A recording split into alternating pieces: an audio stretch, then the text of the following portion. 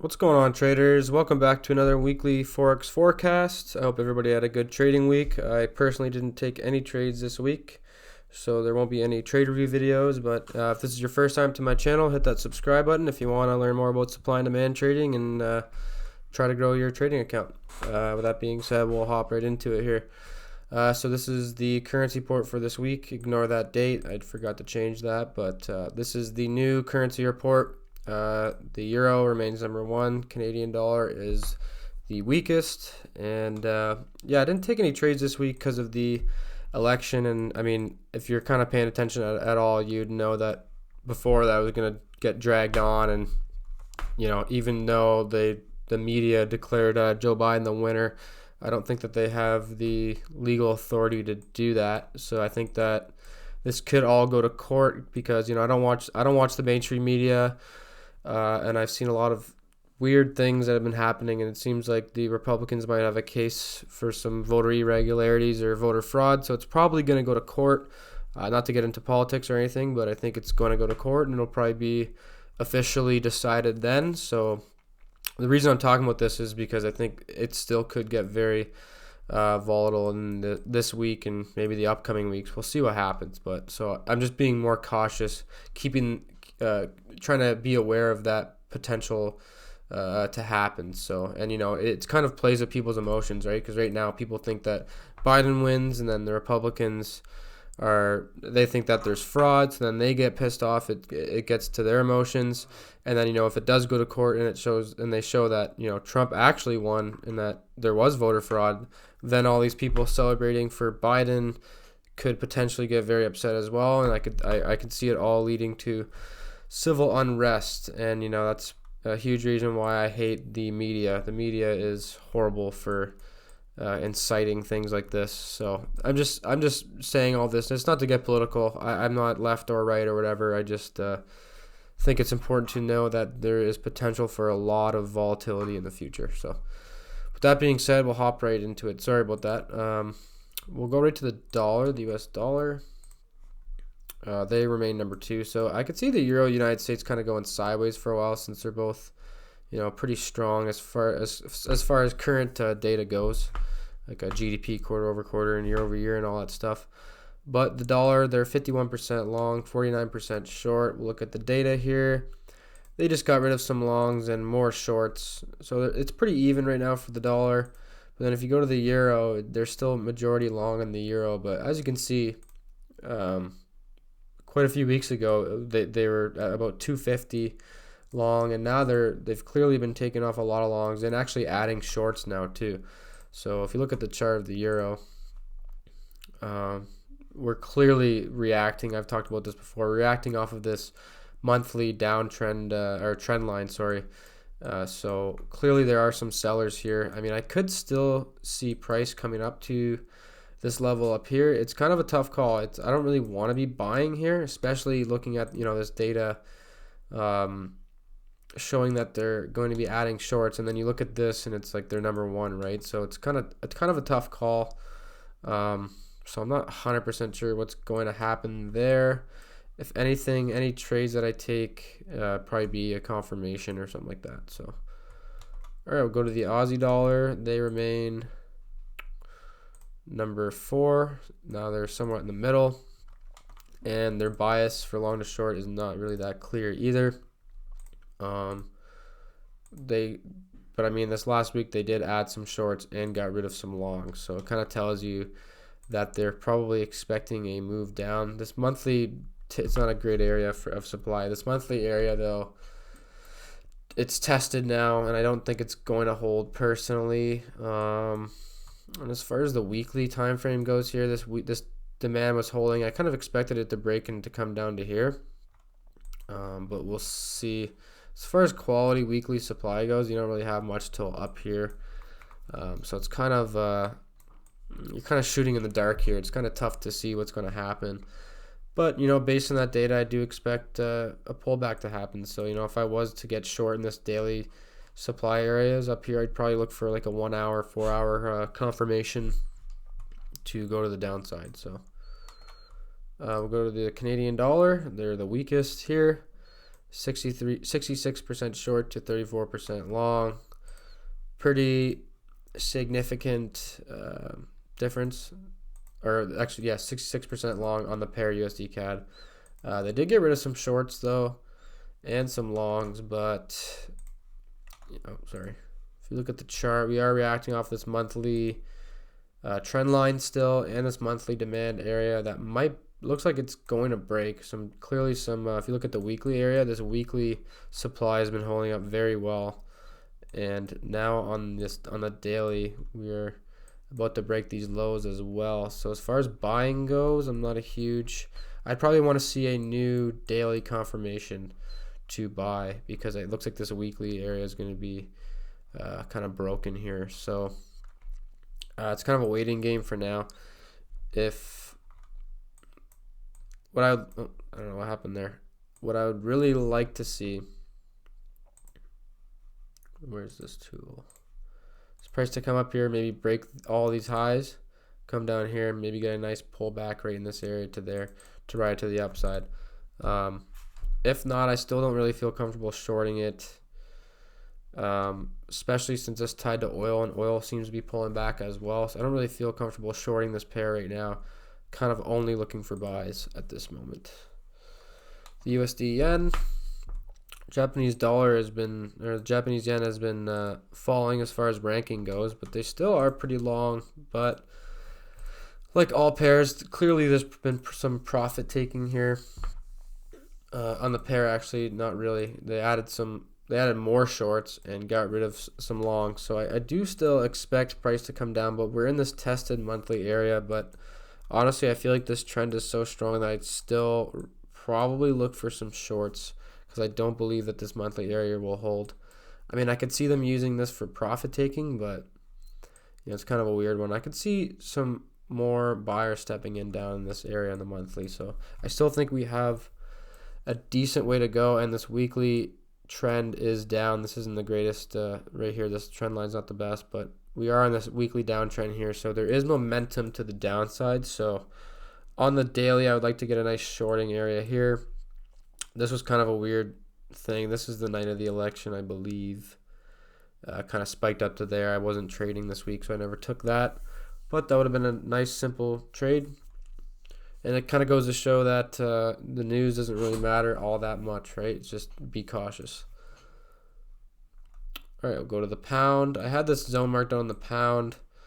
Not a huge fan of it now, because now this monthly is considered tested because of this full body candle close out of the zone. We'll look at the COT data, or we'll look at this first. The pound is the second weakest. And if we go to the COT data, they are still majority short, and they're actually adding to their shorts and getting rid of some of their longs. So this area here, and I did talk earlier a couple of videos ago about how I wanted to get short in this area. I just don't really like this. That's why I circled this. I'm just not a fan of that zone, like the look of that zone, right?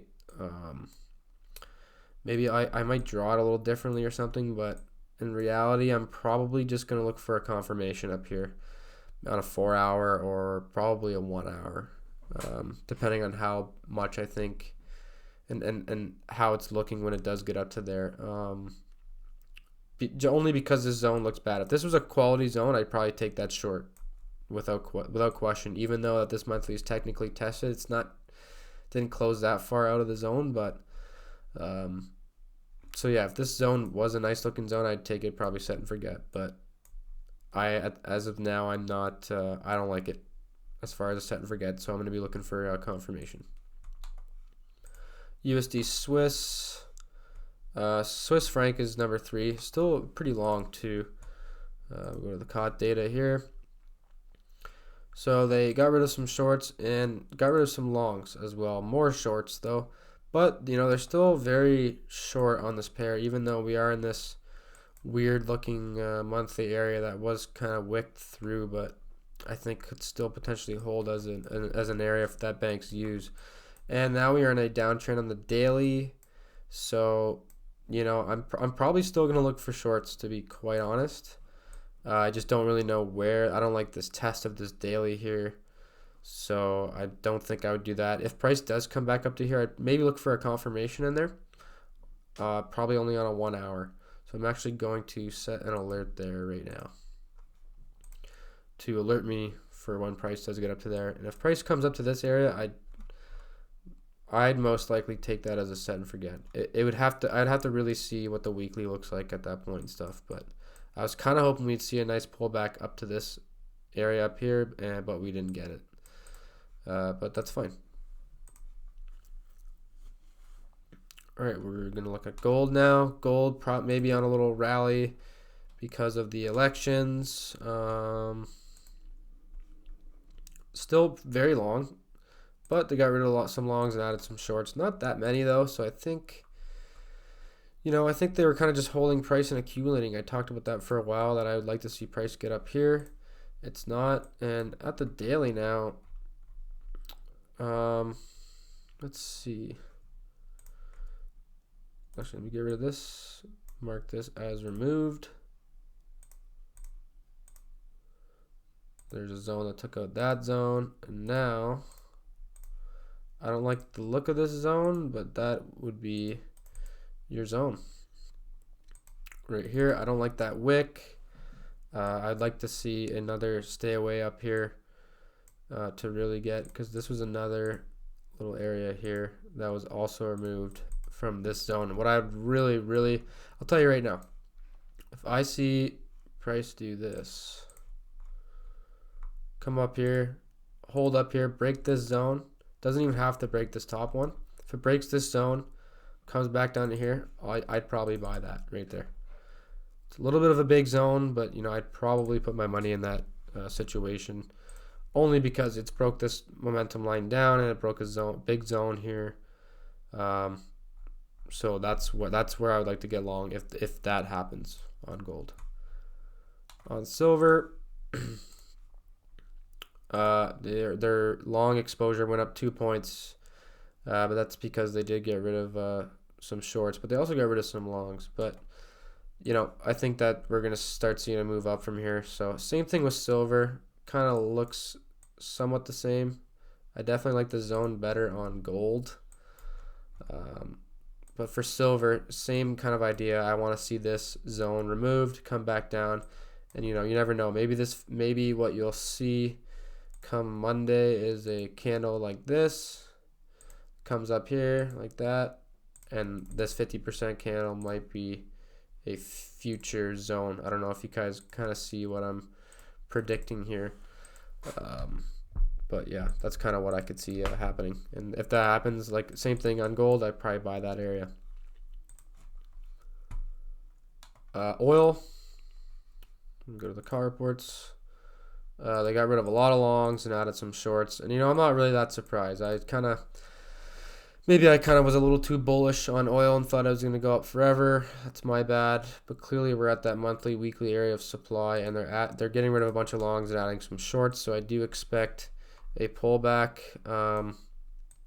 Hopefully this weekly area holds. If not, maybe this weird looking weekly, not that strong area of demand will hold. That's my hope. I'm really hoping that happens.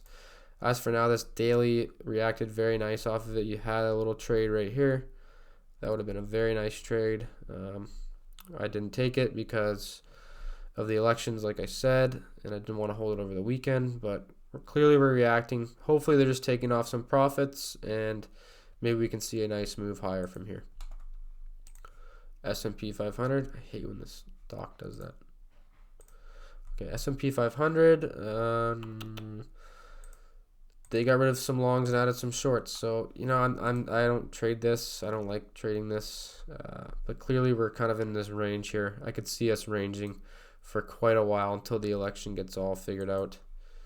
Now we'll go to go to the 10-year bond.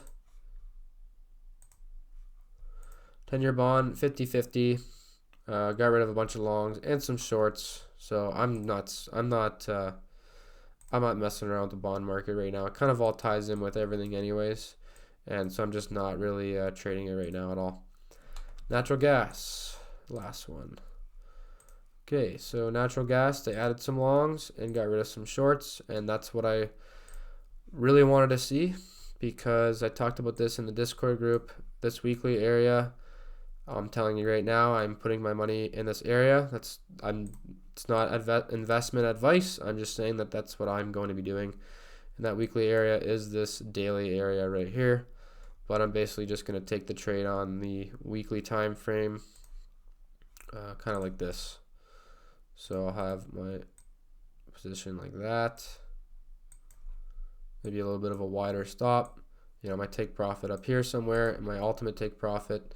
You know, there's really, it's got a lot to go up. So we'll see. I definitely like this area, and I don't know if I brought it up in the last video, but I wanted to see what natural, because I found this buying area right here before the next car report came out, and I'm like, and I thought to myself, if the next car report comes out and it shows that they're adding longs to it, even as price goes up, well, I'm buying any pullback. So I'm telling you right now, I like this zone, even though they're pretty long and it might not have that far to go. I still think that it's a good trade, and I would gladly take a loss if it doesn't end up working out. Anyways, that does it for this week's Forex forecast. Thanks for watching. Hope this video helps, and let me know if you made it this far. Cheers.